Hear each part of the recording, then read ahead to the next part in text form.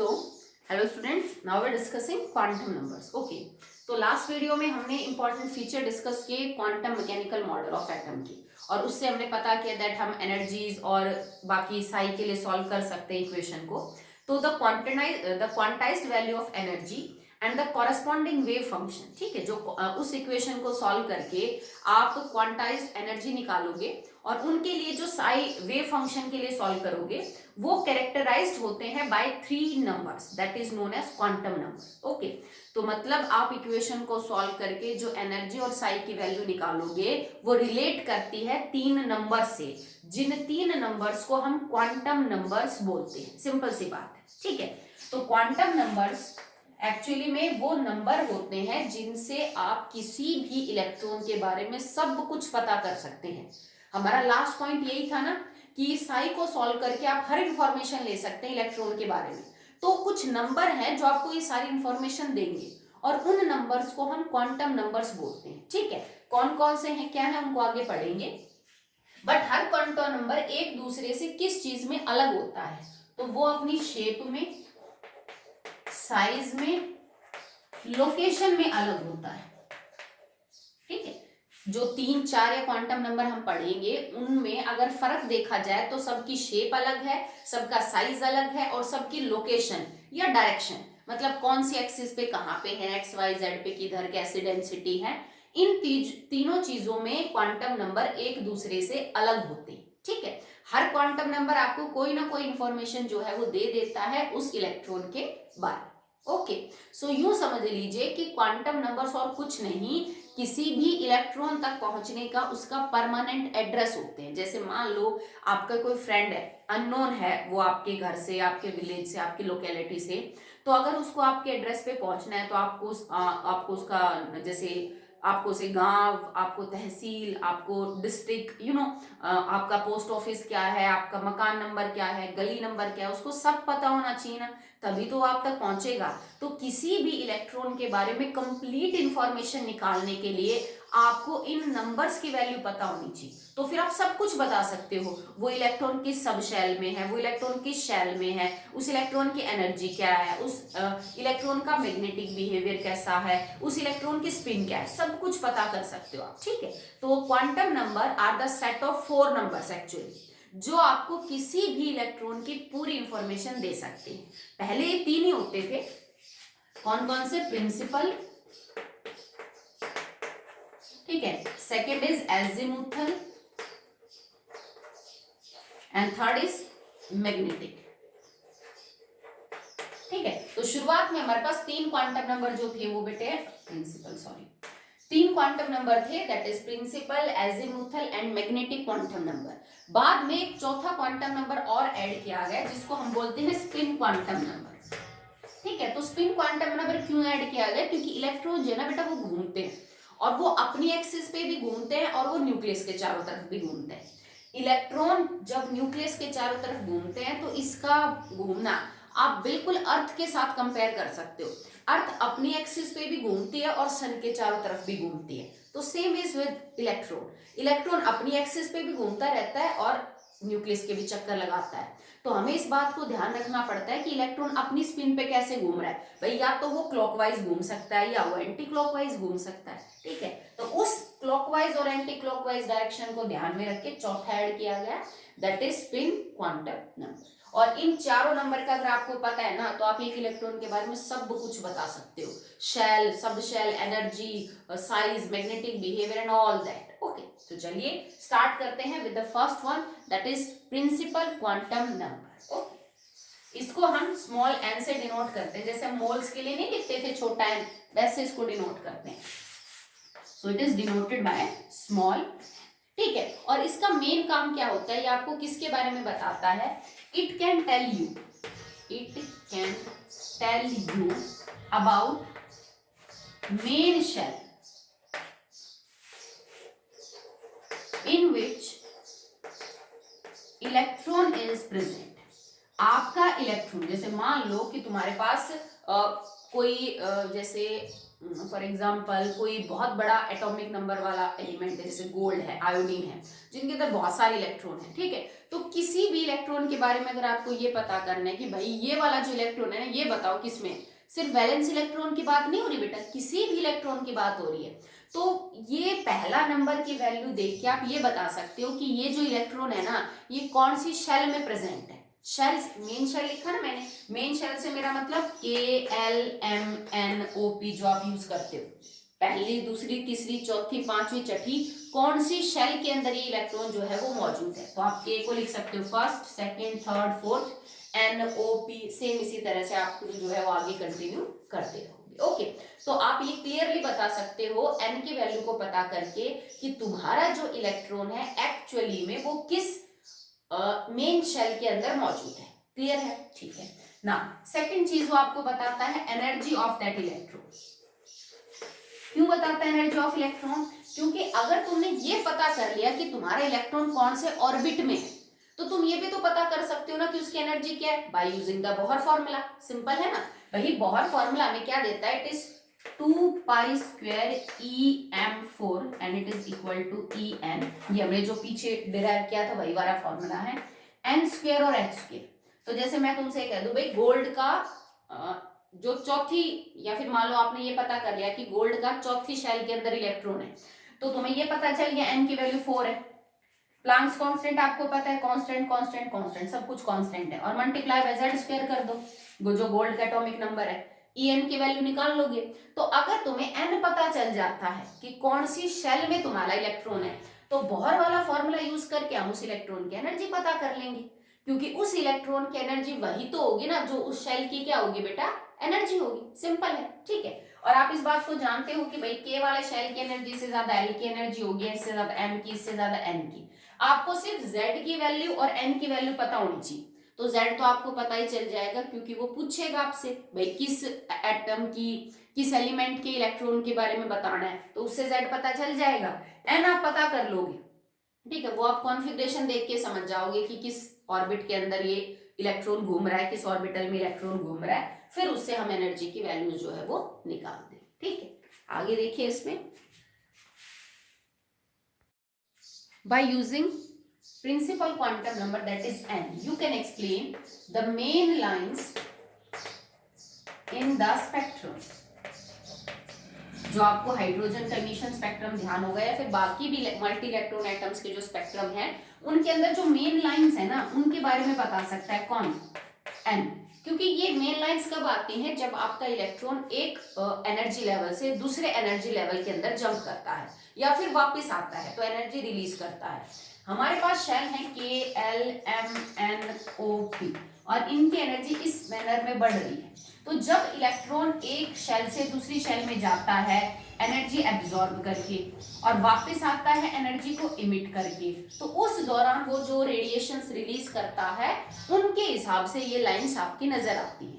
तो n की value को देख के हम ये पता कर सकते हैं, बिकॉज हर ऑर्बिटल की एनर्जी जो है वो फिक्स है, क्वांटाइज्ड है, और इलेक्ट्रॉन एनर्जी एब्जॉर्ब और इमिट करते रहते हैं, they are going from one orbital to another orbital, और इस हिसाब से ये जो फाइन लाइंस है ये आपको देखने को मिलती है। ठीक है, तो क्या क्या चीजें बता दी इसने, that it can tell you about the shell in which electron is present, it can tell you the energy of that shell। ठीक है, थर्ड ये आपको क्या बता सकता है कि जो मेन लाइंस नजर आती हैं किसी भी स्पेक्ट्रम में वो इलेक्ट्रॉन्स की ट्रांजिशन की वजह से हैं, एक मेन शेल से दूसरी मेन शेल में। ठीक है, and last point what it can tell is that any orbital, जो भी आपके पास मैक्सिमम नंबर ऑफ इलेक्ट्रॉन्स है that can be given, orbital में तो नहीं कह सकते आप इस चीज को, ऑर्बिटल का हम बाद में जिक्र करेंगे, आप शेल ही, क्योंकि हम शेल के बारे में बात कर रहे हैं तो शेल से कंटिन्यू करिए। तो एक चीज ये और बता सकता है that maximum number of n electron या maximum number of electrons in a shell is given by 2n² formula. ये तो वैसे तुम शायद 9th में पढ़ चुके हो कि किसी भी मेन शेल के अंदर कितने इलेक्ट्रॉन हो सकते हैं मैक्सिमम, वो आप पता कर सकते हो by using principal quantum number n। हमने n यूज किया ना, अब देखो n की वैल्यू k के लिए, अब ये मैंने बोला था कि ये सिर्फ तुम कॉन्फ़िगरेशन देख के बता दोगे, क्यों, क्योंकि प्रिंसिपल क्वांटम नंबर की वैल्यू k शेल के लिए 1 होती है, इसके लिए 2 होती है, इसके लिए 3 होती है, इसके लिए 4 होती है, इसके लिए 5, इसके लिए 6। सीधी सी बात है भाई, पहली शेल ये न्यूक्लियस है, तो पहली शेल का मतलब ये वाला, दूसरी शेल ये और तीसरी शेल ये।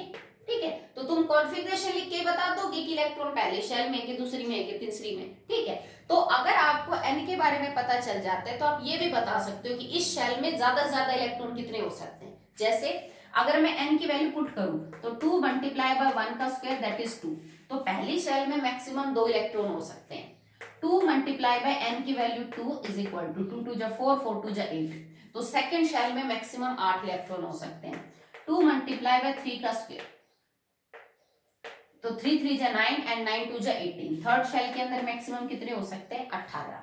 नाउ 2 मल्टीप्लाई बाय 4 का स्क्वायर, 4 4 जा 16, 16 2 जा 32, तो नेक्स्ट में हो सकते हैं 32। तो n की वैल्यू पता करके मैं किसी भी शेल में, चाहे 5 हो, चाहे 7 हो, चाहे 8 हो, किसी भी शेल में मैक्सिमम इलेक्ट्रॉन कितने रखे जा सकते हैं उनके बारे में आप बता सकते हो। क्लियर है?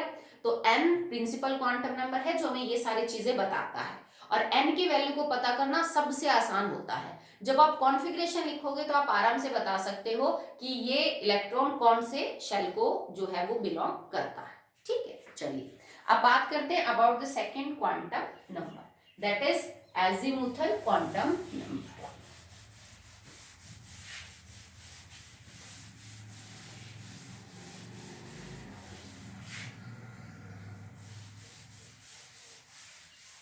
इस क्वांटम नंबर के काफी नाम हैं, तो आप सारे ही याद कर लीजिएगा। एजीमुथल सबसिडरी एंगुलर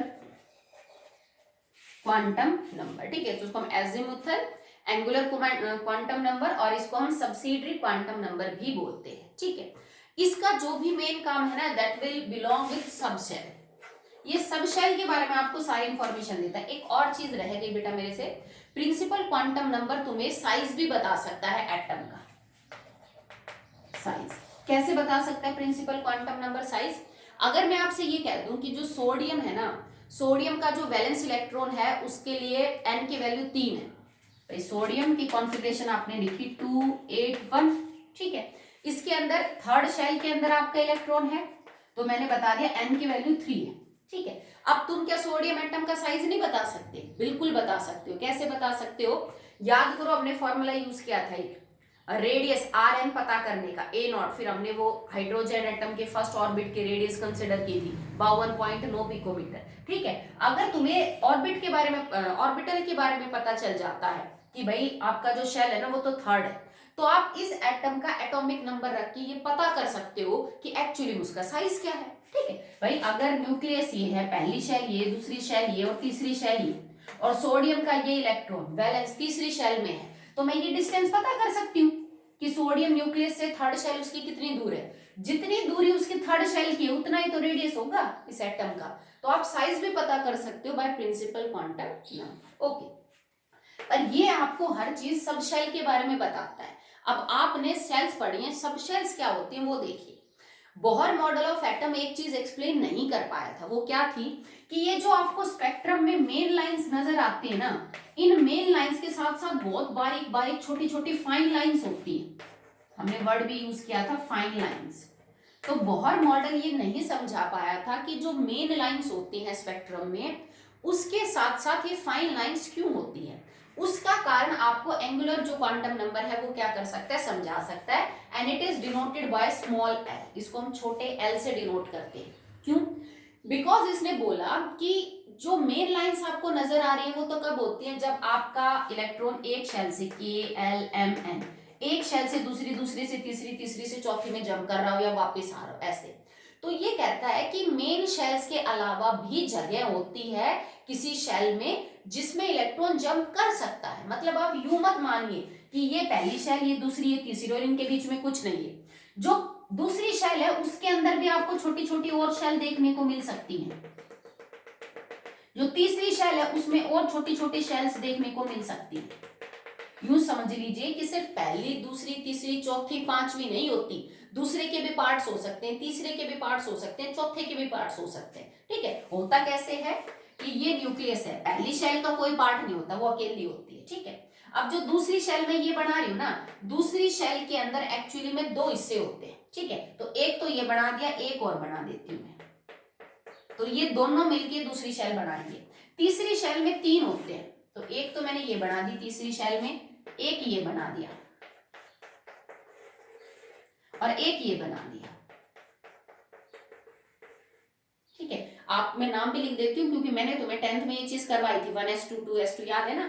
तो ये है 1s, ये है 2s, ये है 2p, ये है 3s, ये है 3p और ये है 3d।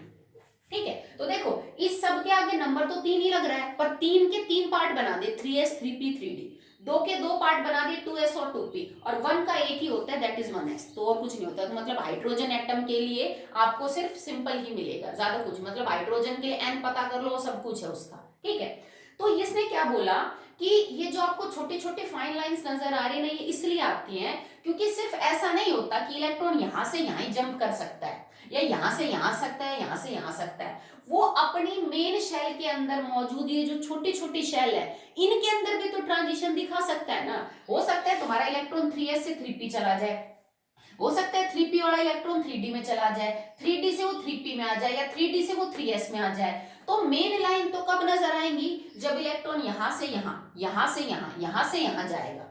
और फाइन लाइंस कब नजर आएंगी, जब इलेक्ट्रॉन यहां से यहां, यहां से यहां, यहां से यहां या यहां से यहां आएगा। तो अपनी मेन शेल के अंदर जो मौजूद छोटी शेल्स हैं, उनको हम सब शेल बोलते हैं।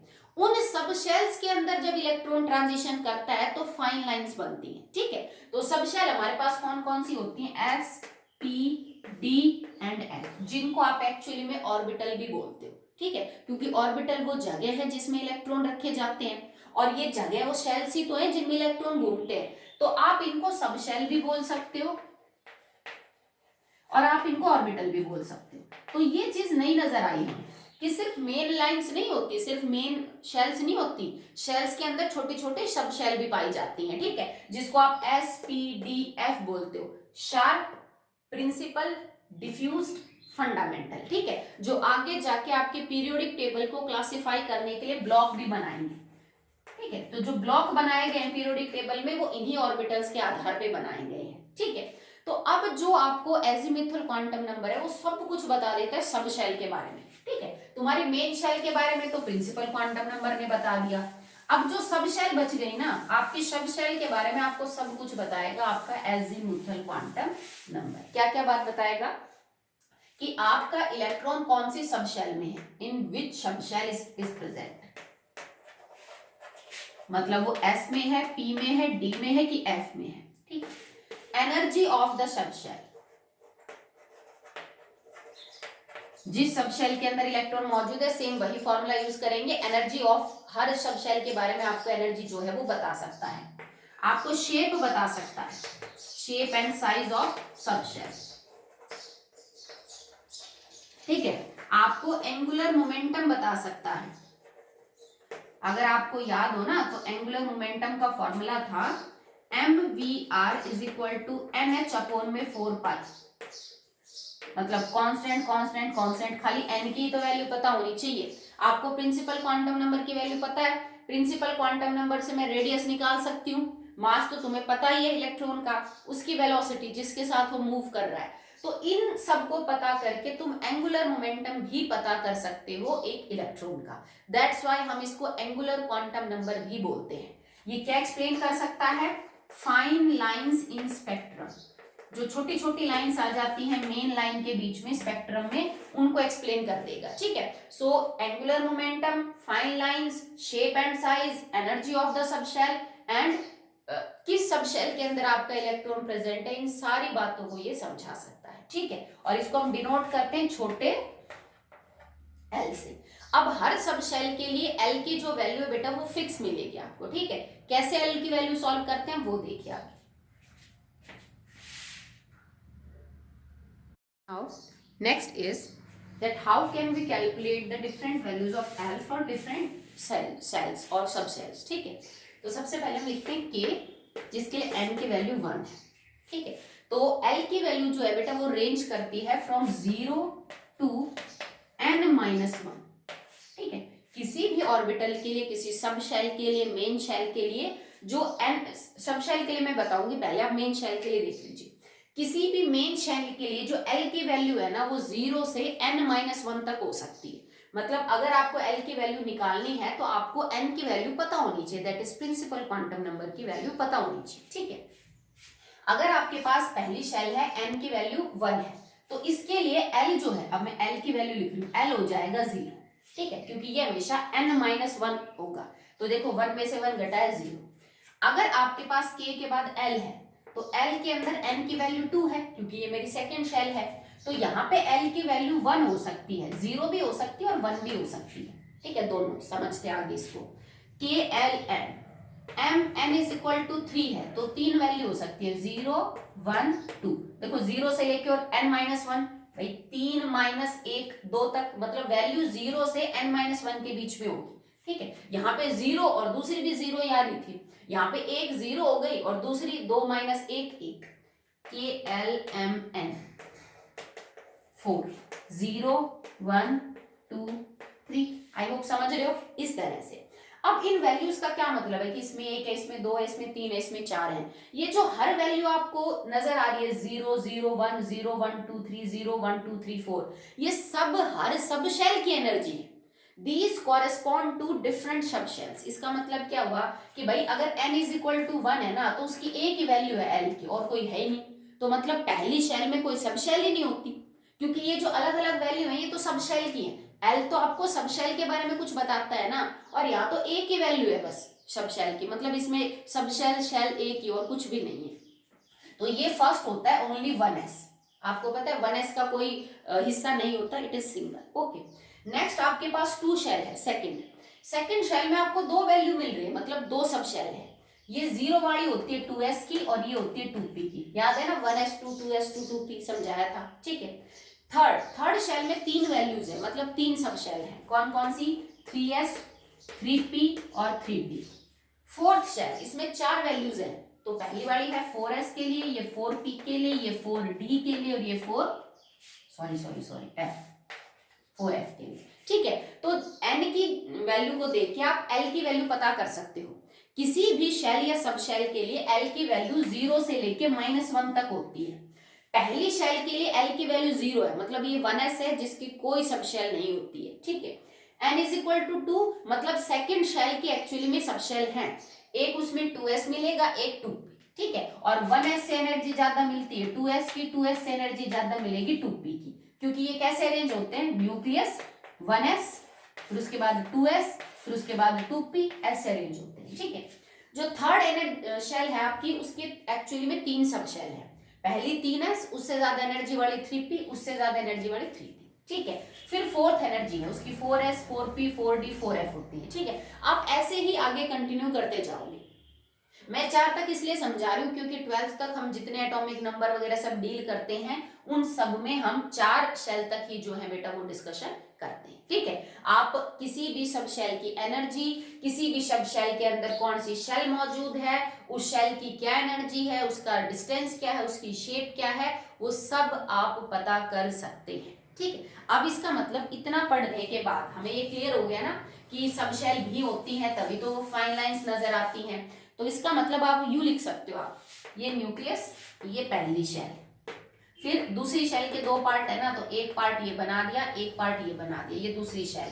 फिर तीसरी शेल के 3 पार्ट है, तो एक ये और फिर एक हमने ये बना दिया, ठीक है। ये तीसरी शेल होगी आपकी, ठीक है। फिर ये चौथी शेल का 1, फिर ये 2, फिर ये 3 और फिर ये चौथी बना दी। तो जो मेन शेल है ना दैट इज 4, इसको मैं थोड़ा सा डार्क कर देती हूँ, ये मेन शेल है, ठीक है, ये वाले। और इनके बीच में जो फाइन छोटे छोटे आपको हल्की लाइंस नजर आ रही है that are known as the sub shell. तो हर सब शेल की अपनी अपनी क्या होती है, एनर्जी। और अगर मैं सब शेल्स की एनर्जी भी कम करूं तो s की एनर्जी कम होती है, फिर p की एनर्जी होती है, फिर d की एनर्जी होती है और फिर f की एनर्जी होती है। मतलब एनर्जी वाइज अगर पहले शेल से दूसरे की, तीसरे की, चौथे की यूं ज्यादा है तो सब शेल्स में एस की एनर्जी सबसे कम, देन पी की क्या होती है ज्यादा, फिर डी की उससे ज्यादा होती है और फिर उसकी उससे ज्यादा होती है। ठीक है, अब एक चीज आप, चलो इसको देखो आप आगे, इस चीज को मैं थोड़ा और सिंप्लीफाई कर देती हूँ, अगर आपको जैसे आगे न्यूमेरिकल्स है ना उसमें याद आएंगे। तो देखो एक चीज नोटिस करो कि जितनी भी एस सब शेल है, चाहे वो किसी भी शेल की हो, चाहे वो 1s हो, चाहे वो 2s हो, चाहे वो 3s हो, चाहे 4s हो, मतलब अगर एस सब शेल है तो एल की वैल्यू हमेशा क्या होगी, 0। याद करने के लिए सिंपल है। ठीक है, अगर आपकी सब शेल p है तो चाहे 1p तो होता ही नहीं, चाहे 2p हो, चाहे 3p हो, चाहे 4p, चाहे 5p, चाहे 6p, p के लिए हमेशा l की वैल्यू क्या होगी, 1। अगर आपके पास d है तो 2d और 1d तो होता ही नहीं। अगर आपके पास कोई भी d है, 3d, 4d, 5d, 6d, तो उसके लिए l की वैल्यू हमेशा क्या होगी, 2। और अगर आपके पास f है तो 1f, 2f, 3f तो होता नहीं। अगर आपके पास 4f, 5f, 6f है तो उसके लिए हमेशा l की वैल्यू क्या होगी, 3। तो आप इसको सिंपल याद कर लो कि अगर तुम्हारा इलेक्ट्रॉन किसी भी s सब शेल में, चाहे कोई भी s सब शेल हो, 1 2 3 4, तो l हमेशा 0 होगा, p सब शेल के लिए 1 होगा, d के लिए 2 होगा और f के लिए क्या होगा, 3 होगा। इस बात से कोई फर्क नहीं पड़ता कि n की वैल्यू क्या है, भाई वो 4f है कि 5f है, उससे l की वैल्यू पे कोई फर्क नहीं पड़ता। ओके, चलिए नेक्स्ट। अब बिकॉज इसका नाम एंगुलर क्वांटम नंबर भी है तो हम इससे एंगुलर एंगुलर मोमेंटम भी पता कर सकते हैं।